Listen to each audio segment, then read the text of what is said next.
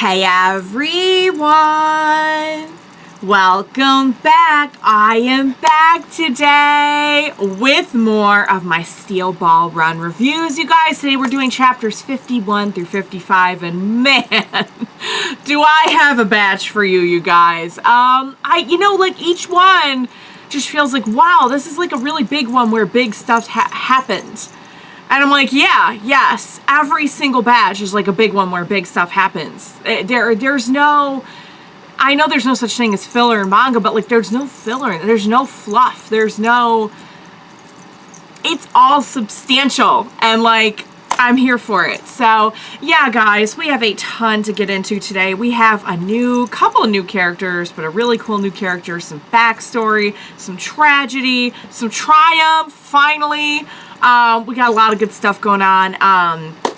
So before I get started, I do just want to say, if you're joining me early today, you know just what that means. It means you are one of my awesome patrons.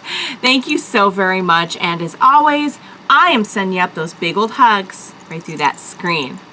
And if not, still thank you for joining me today. I'm glad you're here. I do hope you'll consider supporting me that way. The link to my Patreon is going to be in that description down below. And if you're joining me on those YouTubes, I really hope you'll hit like and also subscribe for me. It does help me and my channel a whole lot. So thank you in advance for that. Yeah, guys, so I'm trying to think of if there's anything I want to like, kind of like bring up from last time that maybe I forgot or didn't like get to or anything like that. I don't think there's a lot. I feel like we covered pretty much everything. But yeah, we left off in a pretty precarious spot for our girl Lucy, you guys. She went through it. Like, she's always going through it. There's not been one time we've seen her where she hasn't. Like, maybe when we like first met her, and that was it. After that, it's just like, I just want one time where this girl shows up and it's not a complete dumpster fire.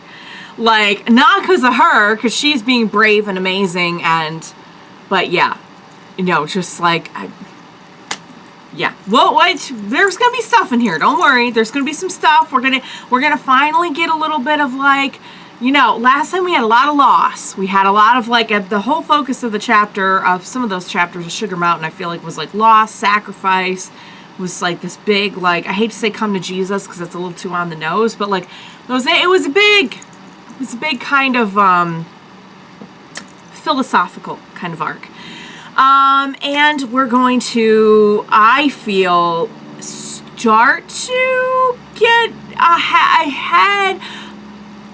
I don't even want to say it and jinx it, but like, we got stuff coming. So, all right, so we left off and Lucy is like being left as a first lady because she doesn't have a choice. And you guys were saying like, that, you know, that's not good because like husbands and wives and stuff. And I'm like, initially it doesn't look like they're very close romantically, but I mean, God only knows.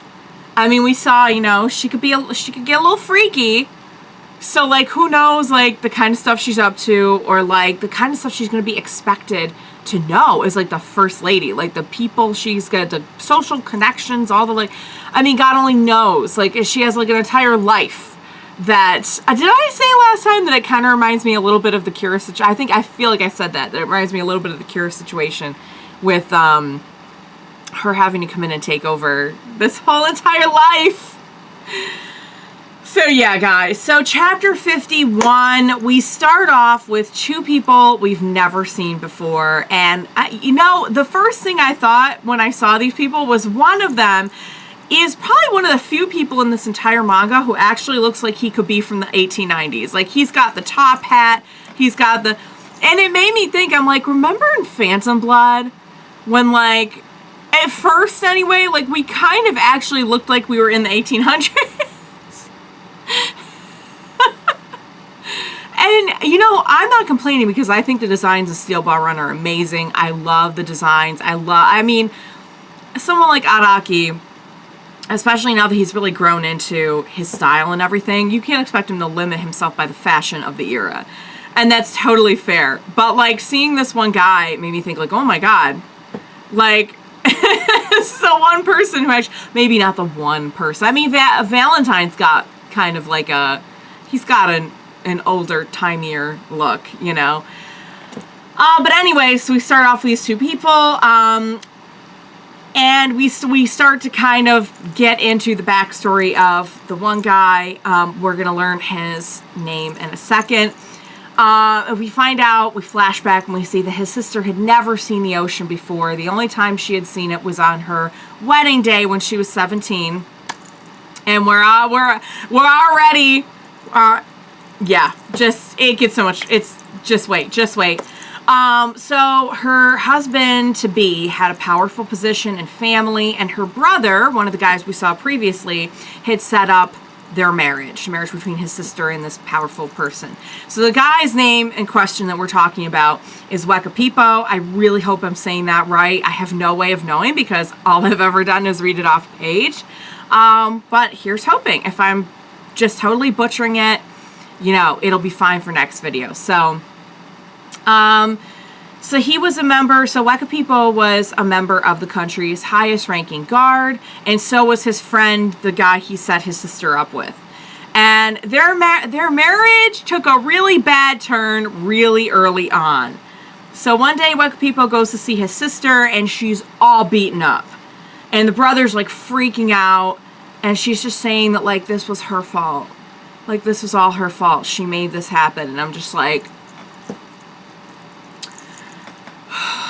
look, I was praying for strength to get through this, okay?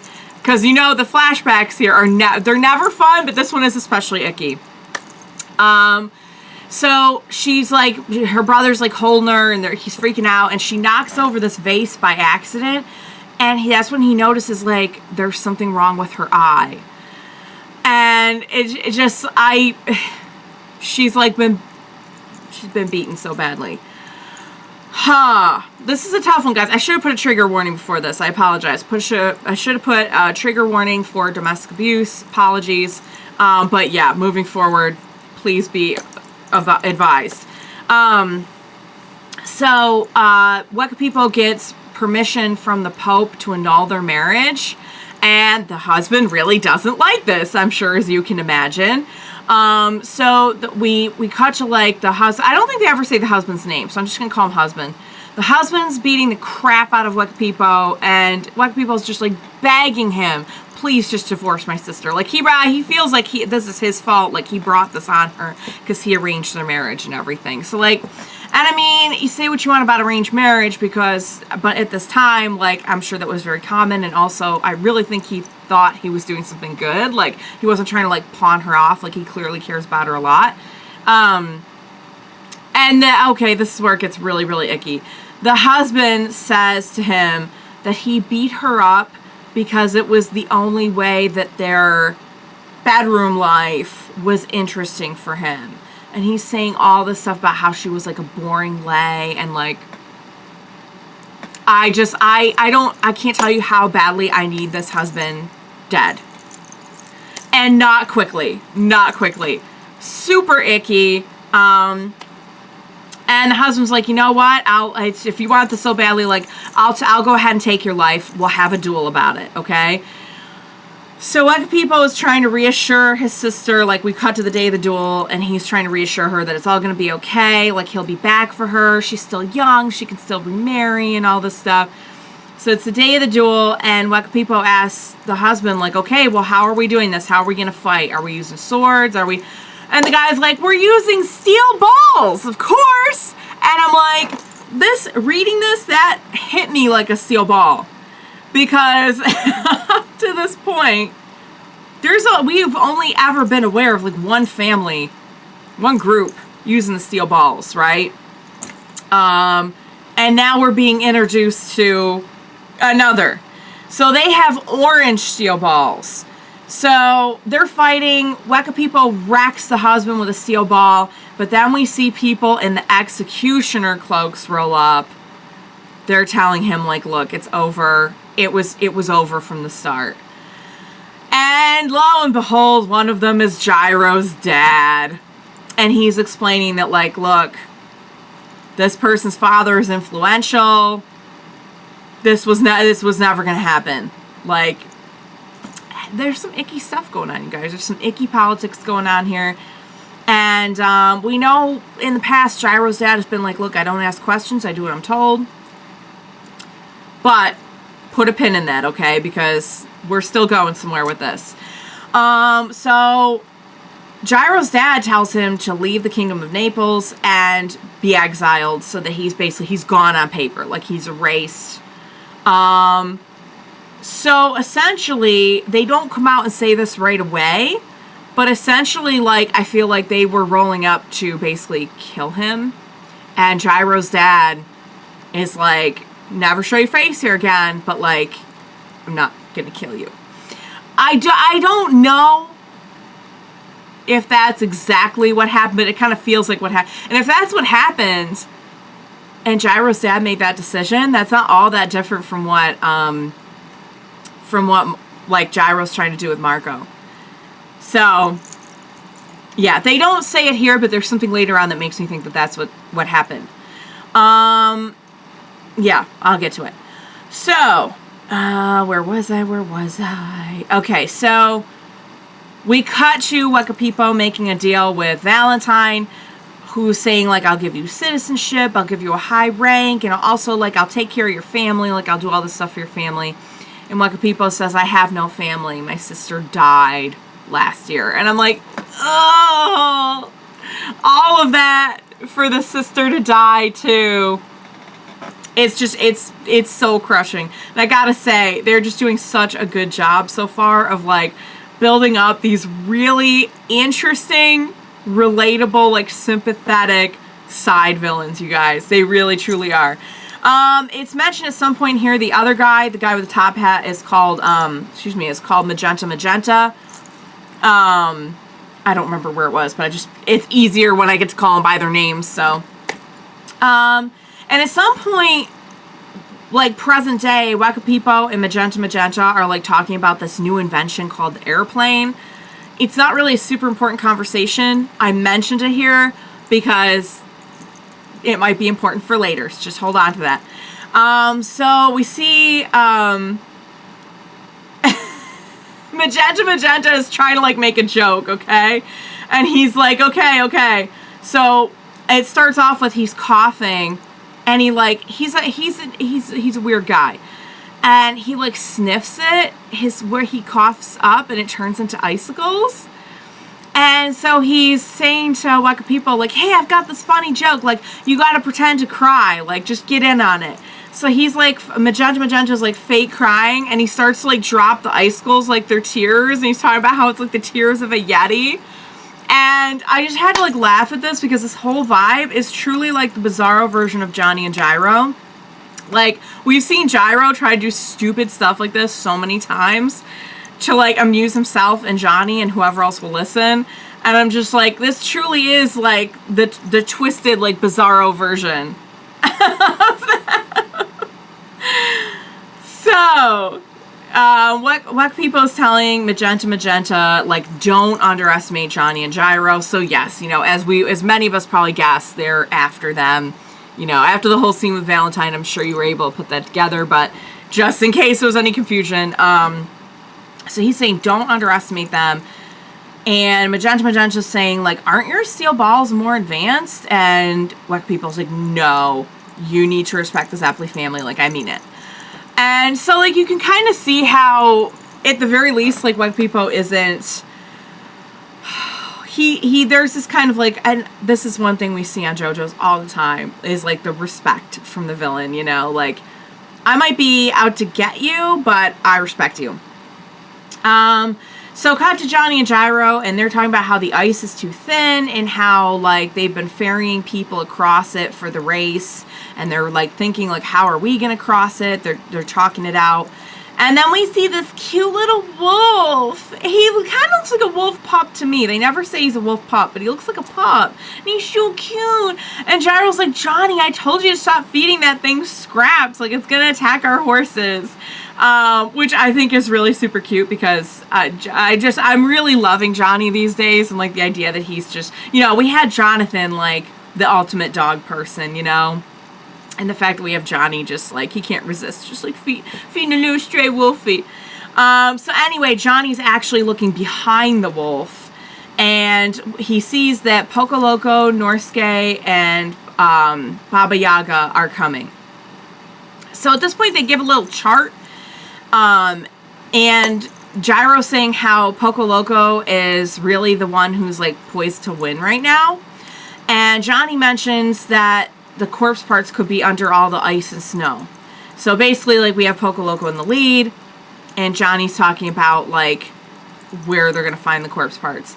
So they realize that Poco Loco is going to try to cross the ice. And Gyro's like, I really need this top spot, and Poco Loco is about to take it. So, Gyro mentions that Poco Loco may have found what's called the natives route, which is this path that was made from the natives in the area floating logs out on the river or whatever. Yeah, river. Lake, river. Not I'm trying to remember exactly where they are. You know, body of water. And basically they floated logs out to make a trail under the ice. And that's when they see Wekapipo and Magenta Magenta, and Gyro's like, I recognize that guy. Like, he recognizes Wekapipo, which isn't, you know, terribly surprising since they already showed us, like, he's from Gyro's country and everything. So Gyro, like, cannot figure out where he knows him from, and Poco Loco's trying to take the lead in the meantime during all of this, and Wekapipo throws something. And, of course, it's a steel ball. So Gyro deflects it with his own steel ball, and Johnny's like, why are they attacking us? We haven't even found the next corpse parts yet. Like, in the past, they've waited till they found the... They kind of, like, used Johnny and Gyro to lead them to the parts, and then the people start attacking. And that's when Gyro realizes that it's Wekapipo, and he's like, he's supposed to be dead. So I'm pretty sure, like, Gyro's dad did just, like... I don't want to say out of the goodness of his heart. Like, I don't know. We know he's not a really sentimental kind of guy. But he did. He let him go. And it seems like he wasn't supposed to. Which is interesting. So, yeah. Gyro recognizes him. And Johnny notices that an entire, like, side of himself is missing and, like, hollowed out. Very, very freaky. And it happens to Gyro, too. And he's trying to tell Johnny, like, don't panic. Which, I mean, of course, if an entire side of your body is missing, you're going to start panicking. But I get it. So Wekapipo tells Magenta Magenta that the strength of the Zeppelin's steel balls is in the golden rectangle. And they have to find a way to surpass that. Finn to chapter 51. So this one really sets up who Wekapipo is. You know, what his backstory is, like, what his kind of, like, lets us in a little bit to the kind of person he would be, while also, like, kind of tying him really into Gyro's story. We don't learn a lot about his ability yet. We see it right there at the end. But it's a pretty freaky one, I gotta say, and the explanation for it is super interesting. One of the things I love about the stands in this is, like, they've all been very clever, and while they're not overly complicated, it's always like, I don't know, something you wouldn't guess, you know, like, you wouldn't guess that would be the reason for that ability. But anyway, yeah, super tragic backstory, his sister being abused and everything, and then him just desperately trying to get in there and, like, put a stop to it, only to just be screwed over because, you know, the husband's family had a lot of power and influence and clout. So it was a real shame, and they're just killing me with, like, building up the characters and, like, their tragic backstories and everything. Like, literally, I just want to see one person with, like, a nice backstory. And I know if you have a nice backstory, you're probably not going to be working for Valentine, but can we just have, like, one flippin' character who has, like, a nice backstory? Like, I grew up happy on a farm with, like, parents who loved me, and there was not a lot of conflict. Like, we just have, like, one character. I guess it wouldn't be very interesting, but it'd be nice to know that, like, somebody had something good happen to them. So anyway, you know, I thought the stuff about Gyro's dad was really interesting. Quite a development for him, and we'll say we're gonna see some interesting stuff. Honestly, this batch kind of, to say softened me on Gyro's dad, because I never thought he was like a really bad person. You know, he and Gyro are at odds about how they're handling things. But I never got the vibe from him that I got from like Johnny's dad, where I was just like, you are unnecessarily cruel. You know what I mean? Like for no reason. So yeah. I mean, you could argue Johnny's dad had a reason to be in a really horrible place after his son died. Totally get it. But like Johnny's dad was a jerk before that too. That's what gets me. I like, yeah. So anyway, so really good chapter, setting us up for just an amazing batch. I can't wait to get into it. So without further ado, let's jump right into chapter 52. We start off with another flashback. This time it's a flashback with Gyro, and someone was rushed in to be operated on. So we actually get to see a little bit of Gyro's mom. She was helping him in the operating room. She mentions she's not really like a doc. She's helping. She knows her way around the operating room, I'm sure, but she's not like another doctor like them. So I was kind of wondering, I'm like, do they only like marry doctors so that they can like just keep breeding like medicine people? I don't know. But she kind of sounds like it's not her thing. She's just helping out. So Gyro is asking for his dad, but his dad's away. Gyro realizes that there's something wrong with the woman's eyes that they brought in. And that's why I realized, like, oh, dear God, this is where the stories intersect. He's working on the sister. The sister was rushed in, probably because she was beaten to within an inch of her life.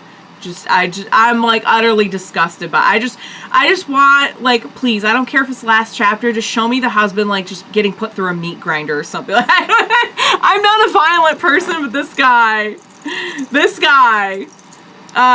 Okay, so anyway, he notices there's something wrong with the woman's eyes, and he wants to do something about it. And the mother's like, don't do it. That's not why she was brought in. That's an existing condition. She's not going to die from that. We're here to treat her injuries. Like, don't overstep. And so, yeah, she's like, don't overstep. And he's like, yeah, but if I can use this steel ball really precisely, I could do it. I could repair the optic nerve. And sure enough, the mom confirms who it is. And she says it's really taboo to operate on her because her brother was killed over this whole divorce thing and everything. They don't really come out and say like what her role in society is at this point. I don't want to think that she's still with the husband, but I think she is. I think they do mention it later that she is. And I can't even imagine how awful her life has been through all of this. So I'm just trying not to think about it. But yeah, so Gyro asks himself which side of the net the ball will land on. But he's as he's starting to use the steel ball to try and like heal her, he notices steam. And he seems like very surprised by it. It seems like something is going wrong. And my first thought reading this was, oh dear God, don't tell me he tried to help her and he ended up like accidentally like killing her or something. Like she didn't make it through the operation or something, and that's how the sister died. And I was just like, please God, don't let that be it. Don't let that be it. But that was like my best guess at, because he looks shaken. I don't think that steam was supposed to happen. So, present day, Gyro explains that what's happening to him and Johnny, I wrote that wrong, is called left half ataxia, and Wekapipo's ability is called wrecking ball. So basically, they'll get into it, but it looks, because of the shockwave, it looks like everything on one side is missing, but it's actually still there. But if your brain thinks it's not there, it tricks you into thinking like it doesn't exist. You can't even touch it. Like, it's kind of amazing too, because like the brain is so powerful that like your perception totally changes based on what you could like see or not see in this case. And I thought that was a really cool explanation for it too. Like Araki just is sparing no details when it comes to like making cool, clever stands. So Gyro tells him like, look, just focus on your right because we can't perceive anything on the left anyways. Just focus on your right and like try not to freak out. So Magenta attacks and they're attacking back, but their shots land, but it doesn't look like they do any damage. So I'm like, what? Huh?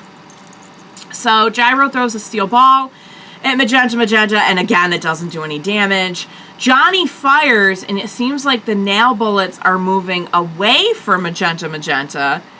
And Gyro explains that the satellites on Wekapipo's ball are what causes the shockwaves that are doing like the left half ataxia. And he says that he's using they're having this left half ataxia to have someone else come in and attack on the side that they can't see, they can't perceive. So it's actually kind of like a really good like twofold attack. You know, you have somebody like basically get rid of half of their vision, perception, everything, and then have someone come in and attack them where they can't do anything about it. So Gyro mentions that maybe Wekapipo knows where the legs are, but Johnny says that only Hot Pants has the backbone, and that's the only thing that had the map to the next part, so like that's not possible. So we find out that one of the 11 briefly saw the map, and he when he got the right arm in the ears, remember when like Johnny gave it to him? And when he did that, he also saw an animal on this, like, as part of this map description thing. So we see the wolf again, and Wekapipo is starting to suspect it because it's kind of following Johnny and Gyro around, I guess. So Johnny's nails have grown back by this point. He was firing them off and he was running out. They've grown back, but they have no way to use the golden rectangle. So here's the thing. Remember with the golden rectangle, like, they have to use something in nature or something around them. Like, they have to...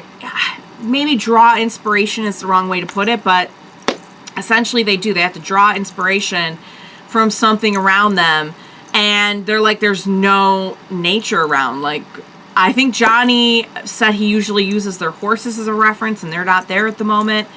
And he asked Gyro, like, how are you still doing it? And we see that he's actually using, like, Johnny's eyes and even, like, his own hands as references. So it's, like, it's really clever. It's like it's not like they don't have anything, but they're definitely lacking. Like, when we saw Johnny use it, he was using butterflies, leaves, everything, like, and so,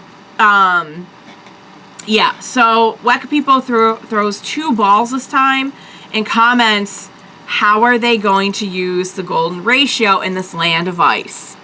So yeah, you know, this idea that, like, if you draw upon nature to use this, you know, enforce this golden rectangle, try to draw it up in your mind, what do you do when it's just a barren wasteland of, like, ice and snow? Finn to chapter 52. That was a really good one. We kind of get to see, we had a flashback with the new character last time. This time we have a flashback with Gyro that ties the characters in a little bit more. Again, I was just so afraid that, like, something happened during that surgery, and that was why the sister died when I read this. But yeah, we definitely get that story even more tied in to Gyro personally. You know, last time we had the interaction with his dad. This time we actually have, like, him operating on the sister. And again, just having to make this decision, like, you're here, you can help. Should you help, or should you just do, like, what you were here for and not do anything else? You know, I feel like all this, the Zeppeli family stuff so far that we've seen to this point has been kind of like, just because you can doesn't mean you should. Like, you should just kind of do your duty and not stick your neck out any more than you have to. That being said, it does look like the dad, especially now that we have Gyro saying, like, hey, he's supposed to be dead.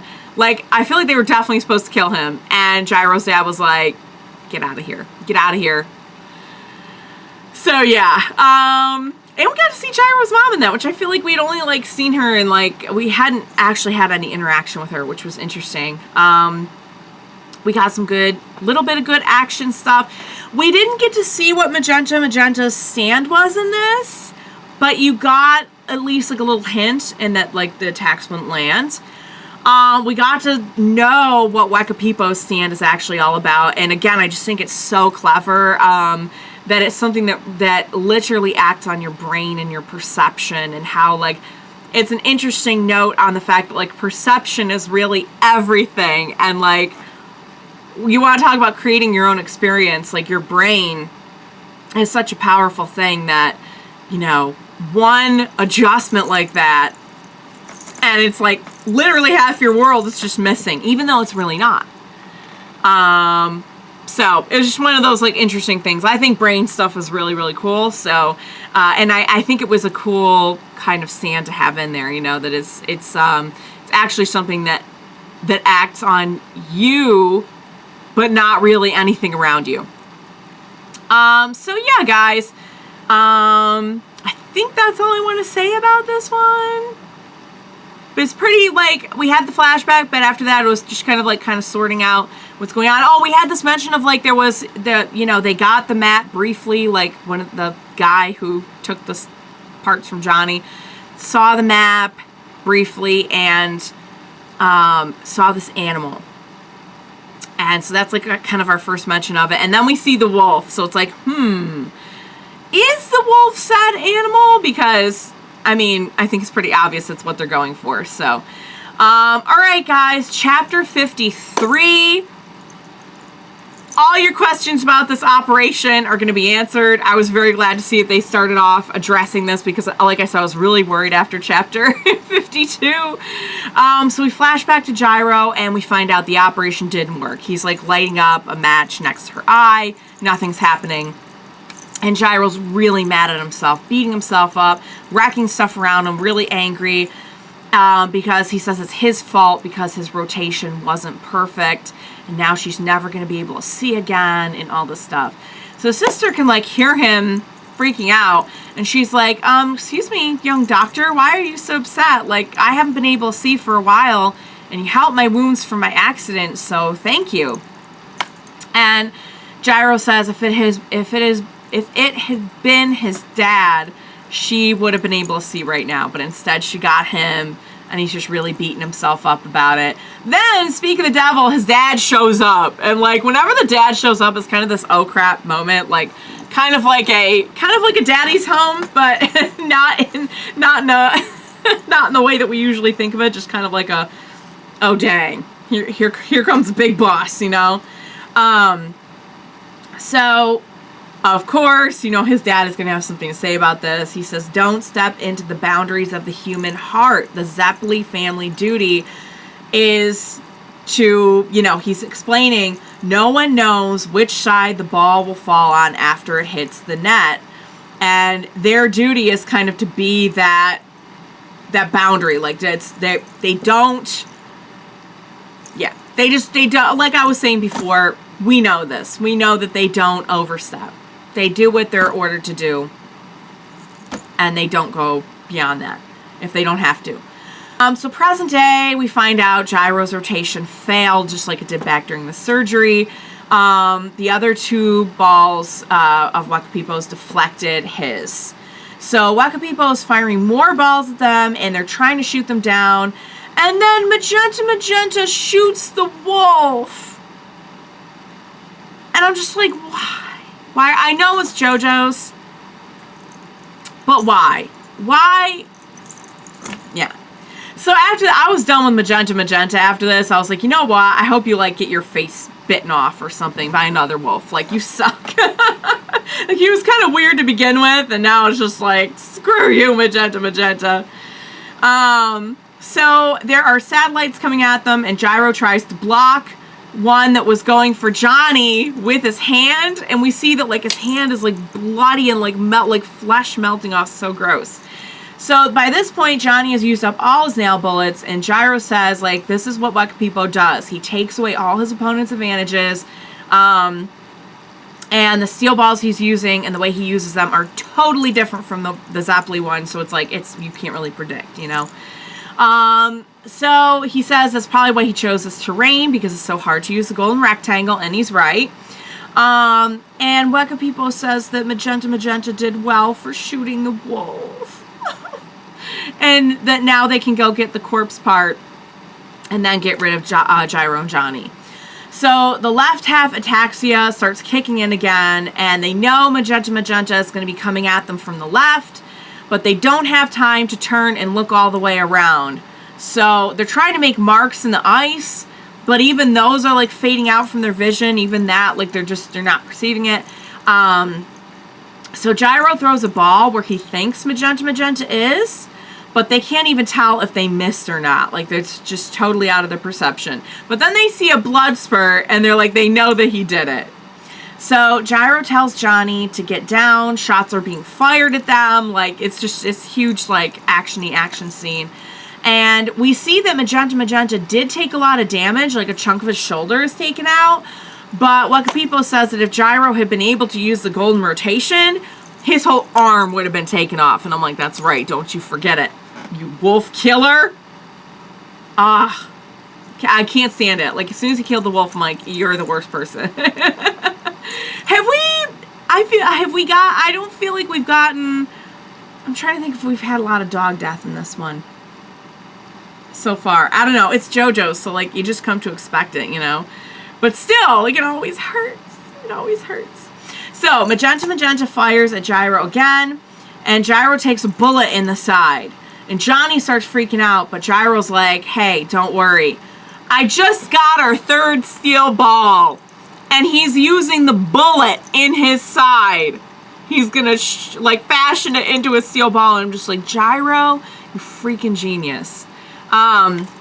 So Wekapipo's trying to, like, warn Magenta Magenta that that's exactly what's happening. Gyro let himself get shot so that he could use the bullet as a third steel ball. And Magenta Magenta takes a shot right in, like, the head and face.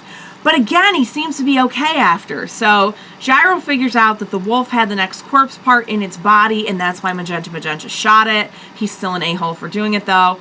And Wekapipo is trying to tell Magenta Magenta, please don't let your guard down. Like, hurry up and get rid of him. And that's when we see Magenta Magenta gets shot right up and down, like, through the head. Bullet goes right through. And Gyro's like, yeah, see, that bullet still had to come back down after going up in the air. So maybe you shouldn't have let your guard down. I'm just like, yes. So Wekapipo is approaching them, and Gyro says, like, we got to get ready.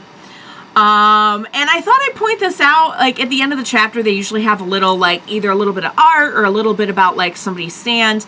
And I did want to point out that because they don't really explicitly explain this, I don't think, in the chapter, Magenta Magenta's stand is called 20th Century Boy. Once he's wearing his stand, it's almost like armor. He can channel the effect of any attack into the ground and away from himself. While he's wearing the stand, he can't move his body at all. So I thought that was worth mentioning because, you know, they never really, like, explain exactly how it works in the chapter, but basically he can deflect attacks from him, which is why none of the attacks were landing. So Finn to chapter 53. That was a really good one. Of course, you know, we get, you knew as soon as the dad showed up in the flashback, like, he was going to weigh in on all of us. We know how he feels about sticking your neck out. Like, we know that, and, you know, it didn't surprise me that he was, you know, saying that to Gyro. There is some really interesting stuff coming with that later, though. I will say, like, they've built up the dad to kind of be this, like, look, we do what we're told. We don't do any more. Just go with it. Like, don't be trying to use your morals. Don't be trying to use your compassion. And I will say, this batch, I think it's going to be maybe like the next chapter, gave me a little bit more insight into him. So put a pin in that. We had a really good fight scene in this. We had a wolfie. We had a wolfie down. It was so sad. Poor little wolf. He's such a cute little wolf, too. Yes, I really started hating Magenta Magenta here. Cool stand. Cool way that it works. Last time we saw a stand that had, like, the last one I can remember that had, like, an armor element was that one really brief time where Polnareff's Silver Chariot had the armor and it could, like, take it off. And we, like, never saw it do that again. But even this is a little bit different because the stand literally is, like, almost like a suit of armor or piece of armor for Magenta Magenta. So yeah, we get to see Wekapipo's steel balls in action here. They're no joke. It's interesting to me how, like, they can work very differently from the Zeppeli ones, but, like, both of them really have their advantages. It blew my mind to think that there's like other steel balls. Like, there are other groups of people. Like, apparently, you know, I think they're going to say this in the, I may have already said it. I don't know. I don't have screenshots in front of me. But they say it at some point in this batch that, you know, he was trained in the like the guard. He was like in the royal guard or something for, yeah, basically like the royal guard for their country. So, you know, if they're like the executioners and the ones who like figure out like medicine / execution, then he was in like more of the, I guess you could say, I hate to say like military, because I don't think it was exactly like that. It was more just like a, but yeah, you know, guard kind of fits into that. Like, so yeah, so there's just like different steel balls that fit completely differently into like the societal structure. And I'm very curious to see. I'm very curious to see that, like, in the later parts, will we see, is this going to be like something that's carried on? Will we see like other people? I don't know if we're ever going back to Italy though. I don't know if it's going to be like the old universe where like Italy showed up several times. Because if it was, I think it'd be really interesting to see, like, do they still use steel balls? Like, is that still a thing? But I don't know. I don't know. But it is interesting just to know that, like, oh wow, like there was like, and apparently it all had to do with their government, their monarchy, whatever. And I'm not sure if anyone beyond those roles knows anything about the steel balls or like has steel balls. It seems to be maybe just confined to that. But I would be really curious to know, like, are we even in this part? Are we going to get like a different kind of steel ball? You know, like, are we going to get like a pink steel ball? I don't know, like, because these ones are different colors. But it'll be really interesting to see. Like, now that we're like expanding the mythology for the balls a little bit, I'm really curious. So anyway, so other stuff that happened in this chapter, yeah, we saw that Gyro, he did, you know, flashback and present day, he just missed that perfect golden rotation, and he's beating himself up about the surgery and everything, and of course he would be, because, like, he wanted to help her so badly, but wait until I just, like, it's in the next chapter. I cannot believe some of the directions that they take these things. So I'm just like, I would have never seen it going that way. And it's so well done. It's just mwah. Like last batch we had the Sugar Mountain story, and just like all the twists that took, and the ultimate lesson of that, totally different than I would have pictured. But it's just so good. So yeah, oh, we also had Gyro.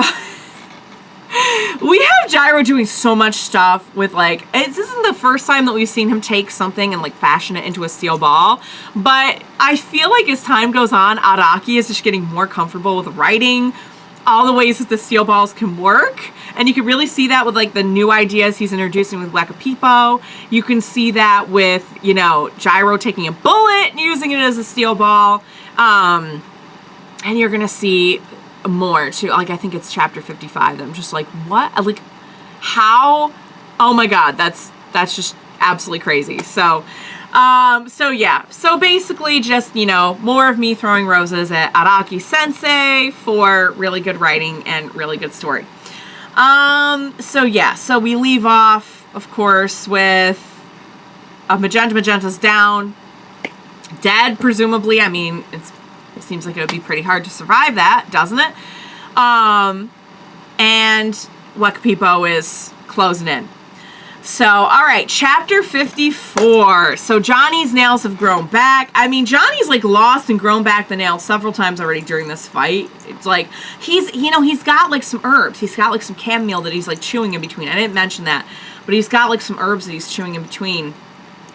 And that helps, apparently. So, yeah, every once in a while, I just see him like a little cow just eating his... just, like, trying to get his nails to grow back. It's cute.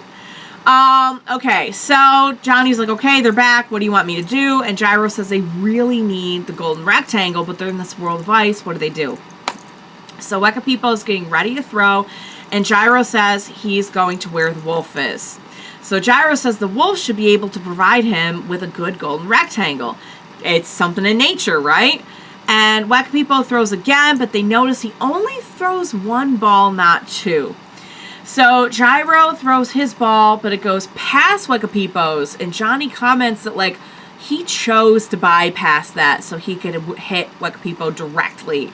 And that means that Johnny is going to have to be the one to stop Wekapipo's ball himself, because like it didn't deflect it, it's still coming. So Gyro's like, you need to stop it no matter what. And Johnny's like, all I have is 10 nail bullets, but I think that'll be enough. But like, what if he throws another one? So there's just a lot of like, it's all happening very quickly. So it wings Johnny a little, but he mostly manages to deflect it. And Johnny's like, go, Gyro, go! And he throws at Wekapipo and wrecks him.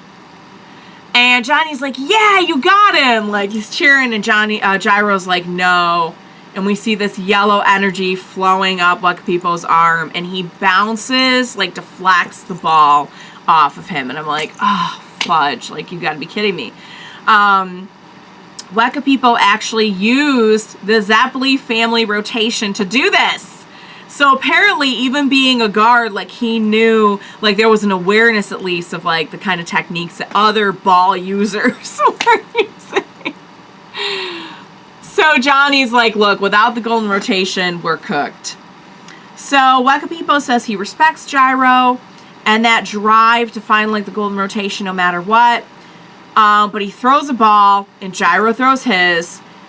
But Wekapipo was actually throwing his ball in the direction of the wolf.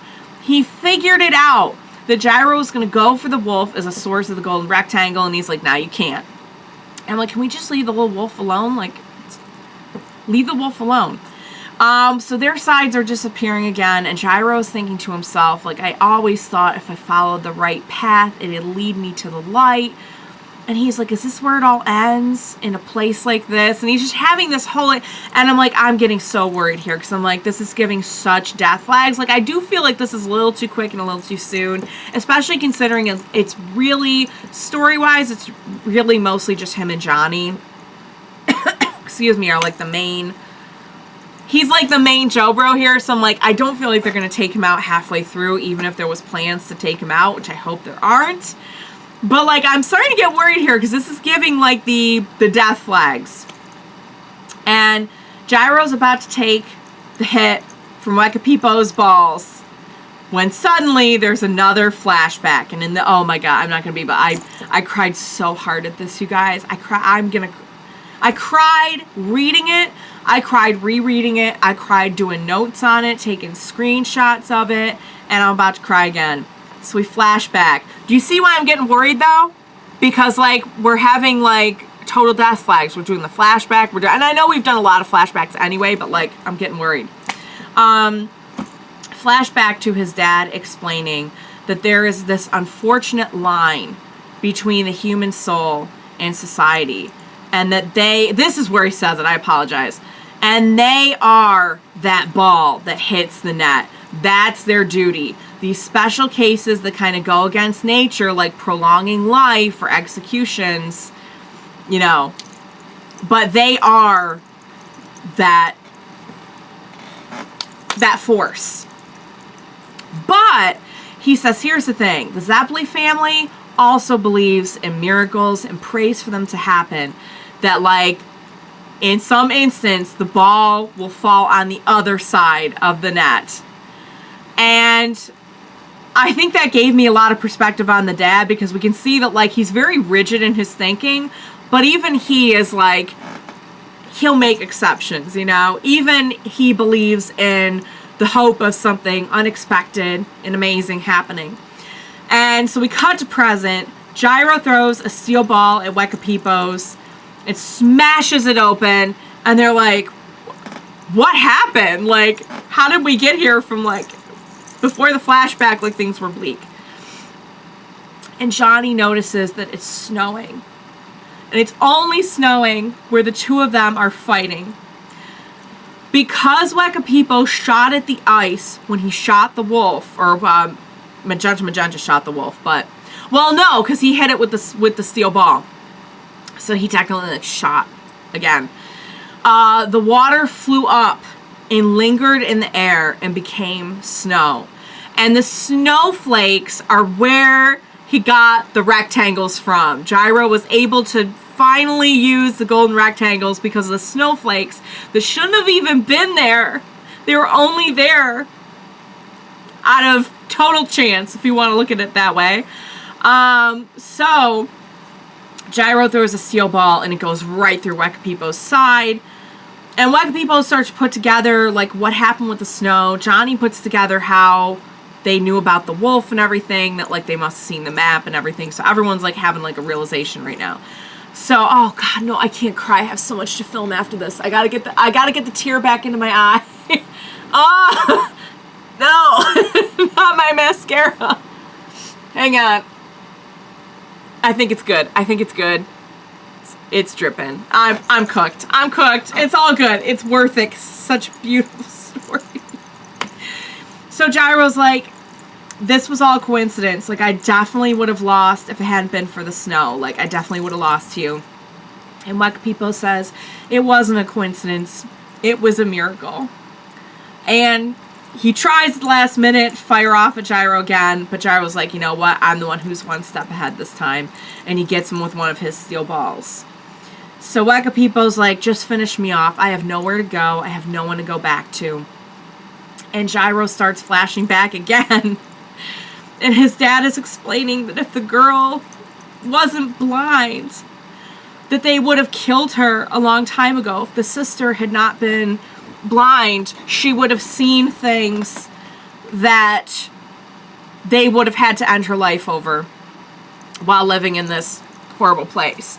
So, like, I know a lot of people really don't like this phrase of, like, everything happens for a reason. And I get that, because that can be hard to hear when you're, like, in the thick of it. And, you know, I know some people feel like it's kind of like rationalizing away their pain. And I understand that. But for heaven's sake, if this chapter is not a better representation of, like, everything happens for a reason, because, like, that the snow shouldn't have even been there. The snow was only there because of an attack against Gyro that he couldn't possibly have predicted. And the girl, surviving up to that point and put a pin in that, actually because of the blindness. Like, if Gyro had healed her at that point, she would have been in more danger. So, cut back to present. I'm gonna lose it. And Wekapipo's like, what did you just say? And Gyro's like, I know your sister. I messed up her eye surgery, and I know for a fact that she's still alive. My dad stashed her away in, like, a hideout somewhere in the countryside.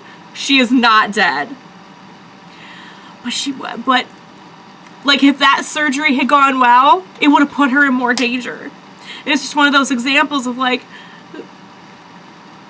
sometimes you feel like all these things are happening to you, these terrible things are happening to you, but you don't realize that sometimes they actually end up working in your favor, even though they're really hard and they really suck. And I don't know, it made me cry. Okay. Man, I have 2 more things to film after this. I don't know why I filmed this, but it's such bad judgment on my part. Anyway, the sister's alive. Right after that, the wolf gets up and runs away. And I'm just like, miracles all around. What is happening? So Gyro says, look at where it was shot. Look under the ice. There was a log under the ice. The bullet only grazed the wolf, and I guess hit the log or something, like the log stopped it.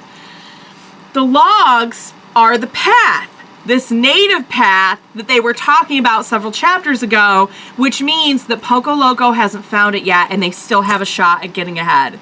And I'm just like, God bless it. Like, miracles really do happen. Like, look at all the miracles that happen in those, like, 5 seconds. The sister, the wolf, the snowflakes, the sister, the wolf, the path. And it just gets better, okay? Because Gyro's like, so Gyro obviously didn't finish him off, you know, even though he said that. Gyro's like, oh yeah, there's another reason I want to keep you alive. there's this girl named Lucy Steele, and she's in a lot of trouble. And since you're used to guarding people, we need you to go keep an eye on her. And I'm just like this worked out so well. Like, now don't ask me how he's supposed to figure out that Lucy Steele is the first lady now. That's gonna be messy, because she's not actually Lucy Steele at the moment. So like, but Gyro and Johnny don't know that.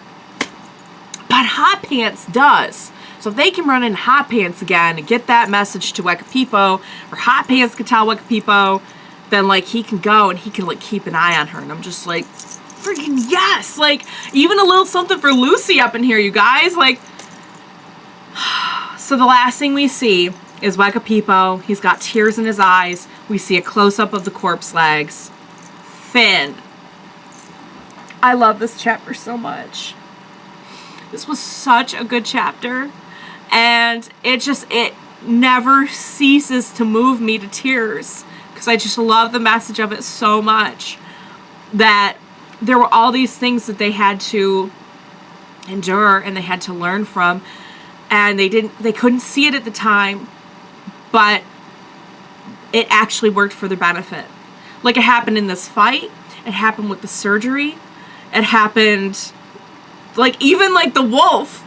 Even the path being there. The wolf being what showed them that the path was there. And that they actually had a shot at getting ahead for once. And even like Wekapipo agreeing to go and look out for Lucy and everything. And I'm just like, it was just so good. It was so good. Let me see if there's anything I want to talk about more specifically. Yeah, so, you know, I've been saying this the whole way through this batch, but I was really impressed by Gyro's dad in this. I mean, I wouldn't say this was a huge change of his character, but it at least gave a little bit more depth to his character. Like, he still believes everything he believes. He's still opposed to Gyro, you know, like, using compassion or sentimentality in his work and everything. But you can see that even someone like him, he believes in right and wrong. He's not just, he really isn't just doing what he's told. Like, yes, he believes in honoring his country and serving his country first and foremost. But even he believes in the hope of, like, something unexpected happening, like a miracle. Even he stashed away the sister, saved her, apparently, saved Wekapipo. So, like, the dad cracks me up now because I'm like, oh my god. This whole time I kind of thought the dad was unfeeling. And I'm not going to deny that he can be very, very cool and very calculated and everything. Like, there's no denying that. They didn't undo anything about his character here. They just added to it. And you can see where Gyro gets it. That, like, there are just some things that he can't abide by. You know what I mean? And apparently the dad is the same way. So, yeah. Like, again, you know, didn't change the dad because we did have him saying, like, we are the ball. We are the ball. But sometimes you can hope for something to happen. And man, this chapter was just full of miracles. And I just, like, every single one gets me. Like, stuff like this gets me so bad that there would just be, I don't know, just like the idea of, like, something unexplained and almost like divine happening, you know, like a miracle. Stuff like that always gets me. Oh, you know, it always gets me. And yeah, we're further going in on the idea that a lot of this is about Gyro and Johnny learning about themselves, learning these lessons that are being presented in front of them, learning from their past, learning the kind of people that they want to be today, and that this whole thing is shaping them into. The snowflakes thing was, that just got me. And from the snowflakes on, it just gets, like, more and more and more, and I'm just like, can't take it. It's just too beautiful. It's just too beautiful. I don't know. It's maybe, I don't know if anyone else is, like, really moved by this. Like, It might just be me. I don't know. It might just be me being a crybaby. I have no idea. But it was really well done.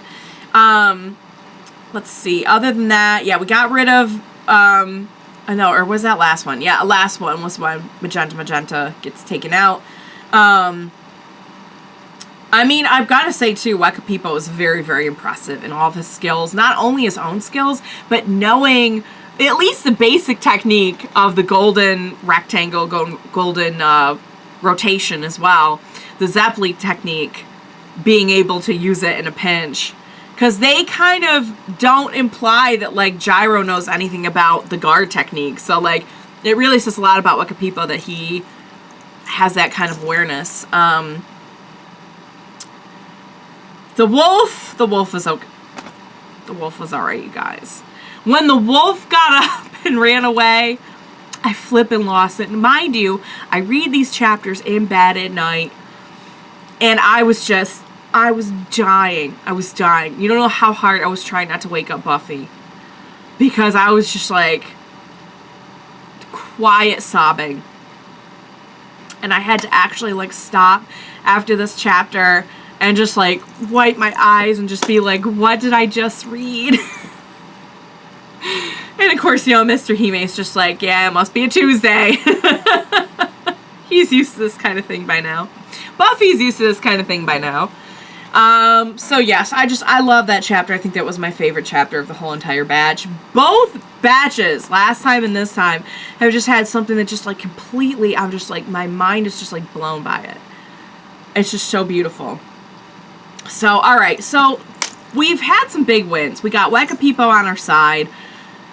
His sister's okay. Huge win for him. We got actually ahead for once. Like, seems like we're going to be able to get ahead in the race for once. Because we are actually doing this whole race, too, in between all of this other nonsense. The wolf was okay. Like, everything turned out fine. Everything turned out alright. Just even the whole thing about, like the ice making the snow. Isn't that just, like, a beautiful metaphor for how, like, people will try to attack you and their attack ends up making you strong. It ends up providing something you wouldn't have even had before that you use to make you stronger. I don't know. I just think that's a beautiful message. I think I really got carried away with the emotional part of this message, but I loved it. So, alright guys, chapter 55. We start off, and this is kind of like, it's not an in-between chapter, but it sort of feels like an in-between chapter. I mean, it kind of is. And first couple of pages are like Johnny narrating a lot of the details of how he and Gyro have been getting through the race. I'm not going to go through every single thing. I will put the screenshots up.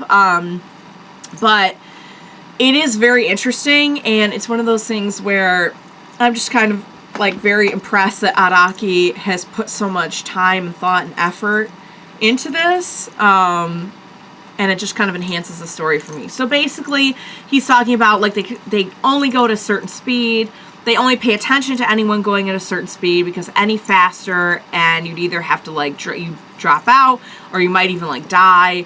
So, like, there's all these things they have to take into consideration, like their speed, certain conditions, like extreme heat or cold. They don't even bother. They find a place to set up camp. Like, if it's extreme heat, then they let the sun go down. They travel at night, but only if there's enough moonlight for the horses to see. They're talking about, like, how long their horses can go without water, and how they have to brush and, like, care for their horses, and all the things can go wrong with their horses, like, they have to care for them. If they see crosses on the road, or the road is narrowed, they might be coming to an area where bandits are.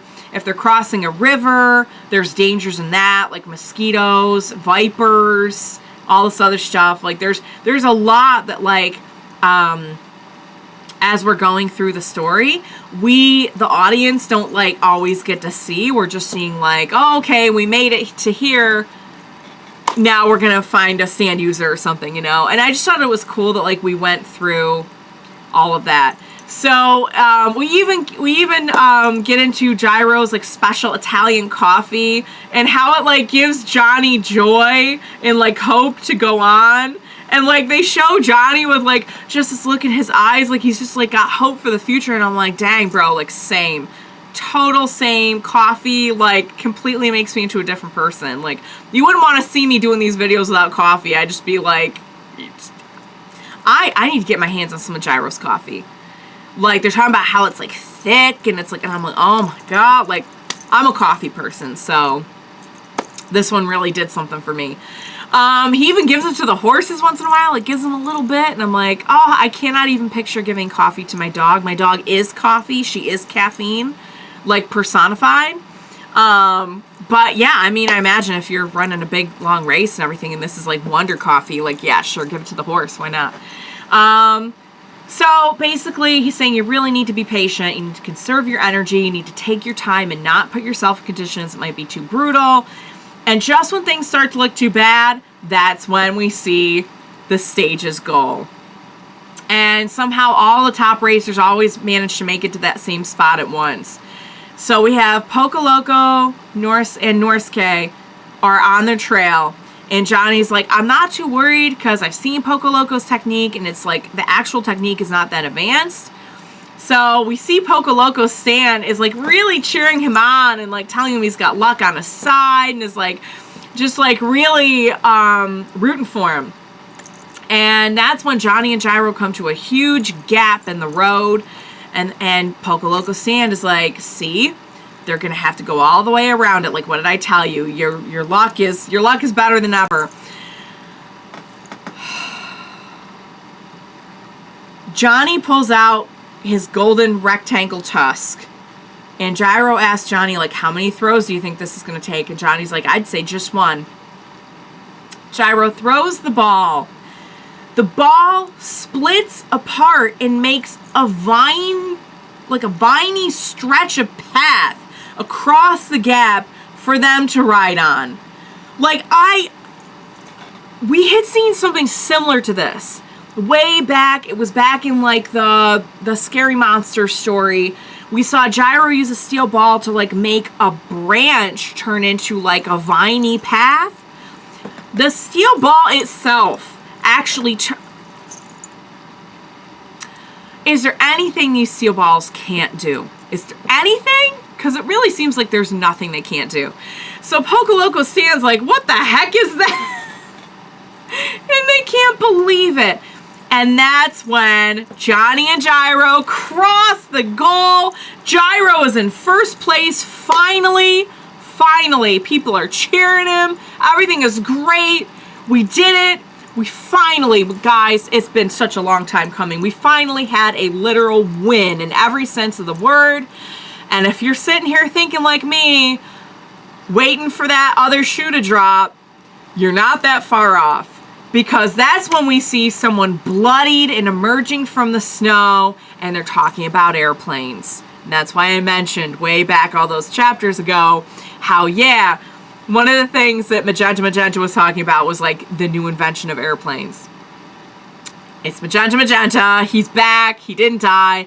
And he's saying how like Wekapipo betrayed him. And now he heard the whole thing about Lucy Steele. And I'm like, God bless it. Like, I'm really starting to hate this person. Like, I'm not a big fan of Magenta Magenta. Cool design, cool stand. But like as a person, like no.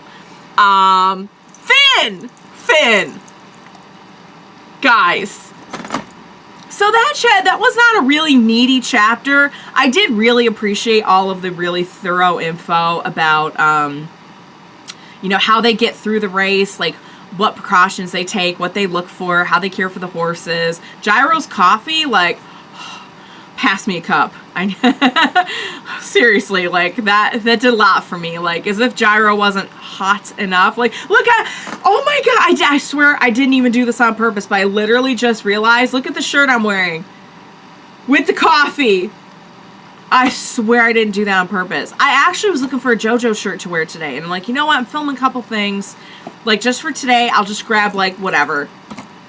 That worked out so well. It's a miracle. It's a miracle.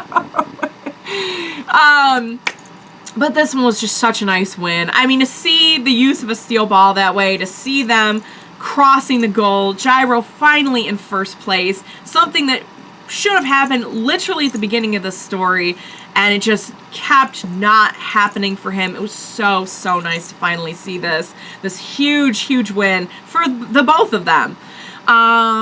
And, you know, of course, we have to bring it down by giving the little added threat hint of Magenta Magenta is going to be taking off after Wekapipo, trying to, you know, get back at him, and probably putting Lucy in danger. I don't know. Maybe it's good in a way that she doesn't actually look like Lucy right now. Maybe that'll throw him off a little bit. Maybe if what we need is if Wekapipo could find out from Hot Pants what's going on with Lucy, he could guard the First Lady, and Magenta Magenta's not gonna, because he's gonna be looking for a young blonde girl. So maybe that's actually gonna work out. I don't know, but like, yeah, of course we have to leave off with like the little like, you jerk. And at least the wolf lived too. At least the wolf lived. That does make me feel a lot better. I don't like Magenta Magenta. Not a fan. Huge fan of all of the details. Like, the sand is cool and the way it works, and I really like his style. Like I said, he's the only one that looks like he actually, like, he must have shown up in Jojo world and was like, did I not get the memo that we're all just dressing like, like I just showed up dressed like a regular 1890s dude. He didn't get the memo. He did not get the memo. But still a pretty sharp fit, I gotta say. I'm a big fan of like the Victorian kind of looking clothing and everything, so I'm okay with that. Guys, what a great batch. Again, we had just like more life lessons in this one. We had just, I won't get into it again because you already heard me go on and on about how beautiful this message was, that like, and like, again, I hate to specifically say it that like everything happens for a reason, but like it did just kind of feel like maybe if you want to just look at it less of everything happens for a reason and more that just like everything had to align the way that it did in order for those miracles to happen, you know, even the bad stuff. And I mean, the bad stuff was really bad. Like it makes my stomach turn to think of what that poor girl must have endured being married to that guy. But like these things along the way that were so awful, just were being set up for ultimately saving her, you know. Her blindness, as awful as it is, kept her alive, I guess, in that situation. I don't know if Gyro's dad had the plan to I don't know like how that happened, how he like stashed her away. He did mention like they were expecting her to die, and that's why they kind of just didn't bother with her. So maybe like being a doctor, like it shouldn't be in air quotes, he is a doctor too, but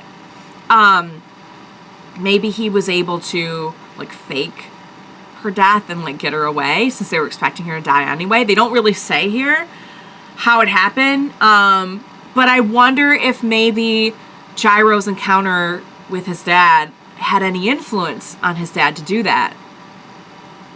I don't know. Like, again, they don't really say. And maybe they will get... I mean, we had a ton of flashbacks in this one. Like, we had flashbacks set. Like, there was, like, 2 flashbacks a chapter in this one. So maybe in the future, I don't know, maybe we'll get a little bit more about, you know, how that specifically happened. Or maybe we're just supposed to just, you know, infer, like... But my point in that was, like, maybe even, like, Gyro's failure... Again, he actually did fail. It shouldn't be in air quotes, but like maybe even that, like if his dad was away, if he had just treated her and sent her on her way and the dad had not been aware of what had happened, you know what I mean? Like maybe Gyro's failure actually brought it to the dad's attention. The dad was able to do something about it, or was like motivated to do something about it because of that.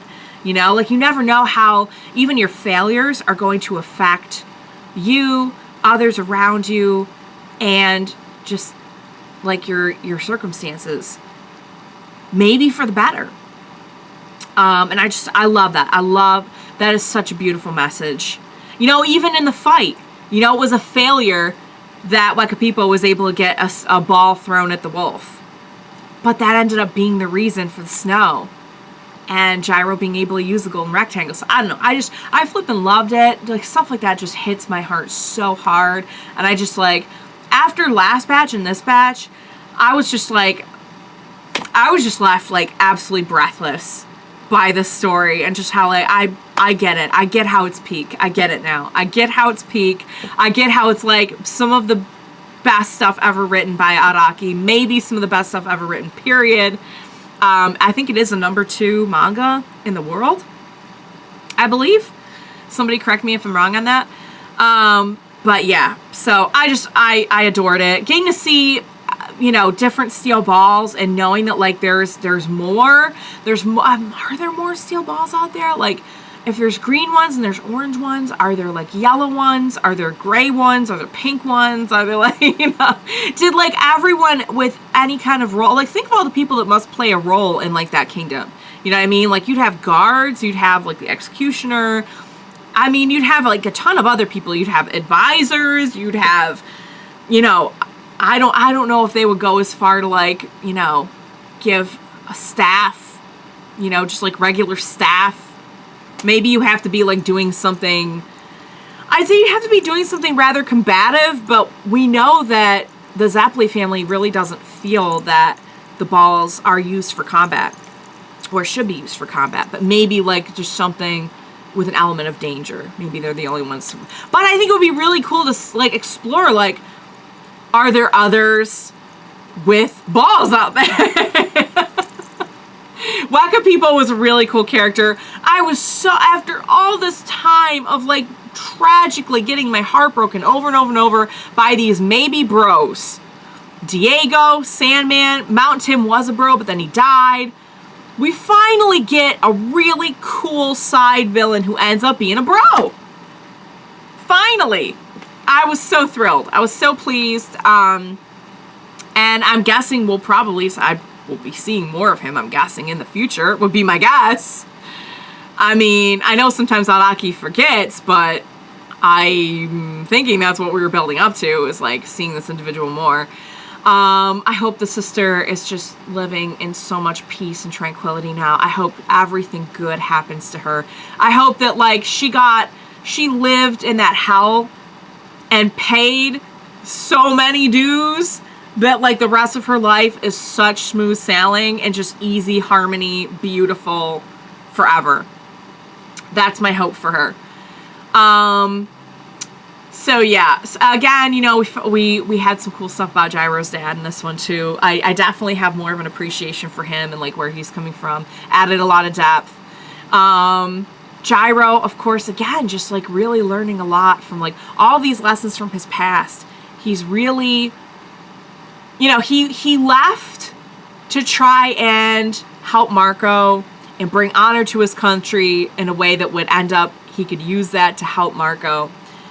But I feel like he's really, all the lessons that he learned in his home, he's, like, really solidifying them here.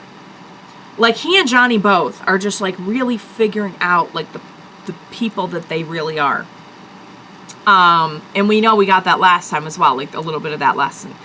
Okay, so talked about the balls, talked about the dad, talked about Gyro. I think I said pretty much everything I want to say. Like, I feel like I didn't spare my words this time. I never do. But, oh, I got so worried about Gyro at that one part. When he starts flashing back and he's like, maybe this is how it all ends. I'm like, don't you even dare. I don't care what your last name is. Like, you're going to be the one that made it out. I swear to God. Don't start with me, Gyro. He already drives me crazy. He's reaching, like, Joseph levels of drive me crazy. Because, like, he can be so amazing and wonderful. And, like, we saw some of his really, like, determined, loving, amazing side here. And then, like, you never know when he's gonna be, like, yelling in a little girl's face. He already drives me crazy, I swear to God. If he dies, I'll kill him. So just the whole thing was beautiful. Snowflakes, everything. You already know.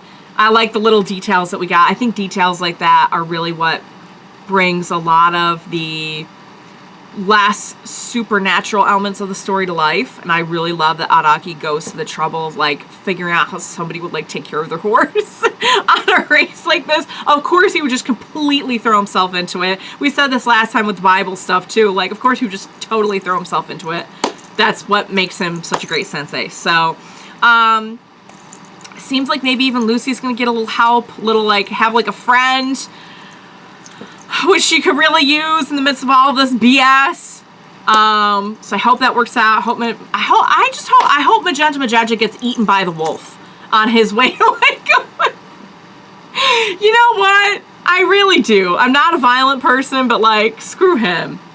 Now, oh God, now watch. He's gonna have a sad backstory too, and I'm gonna be like, oh God, don't. Just don't.